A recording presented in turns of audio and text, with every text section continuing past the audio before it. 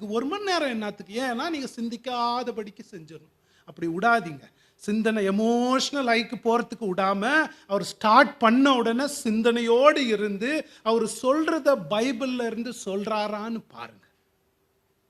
LAC principal இல்லைங்களா, அவர் சொல்றது அந்த இலக்கிய நடைய பார்க்குறாரா, அந்த கான்டெக்ட்ல இருந்து சொல்றாரா, கை தட்டுறதுக்காக சொல்றாரான்னு பார்த்து மயங்கிறாதீங்க. வேதத்தின்படி சொல்றாரான்னு தச்சோதித்து பாருங்க. எக்ஸாமின். இந்த பெரியா பட்டணம் மக்கள் மாதிரி பரிசுத்தாவியானவர் என்ன சொல்றாரு, பவுல் சொன்னதே வேதத்தில் அப்படி இருக்குதான்னு அவங்க ஆராய்ந்து பார்த்தாங்களாம். அவங்களுக்கு என்ன பேர் கொடுக்குறாரு, நற்குணசாலிகள், நோபல் மைண்டட். அப்படி இருங்க, நோபல் மைண்டடா இருங்க. முதல்ல உங்களை தச்சோதித்து பாருங்க. அது ஜபத்தோடு செஞ்சீங்கன்னா ஃபர்ஸ்ட் ஸ்டெப் இதாங்க. என்னங்க சொல்யூஷன், உங்களை தச்சோதித்து பாருங்க.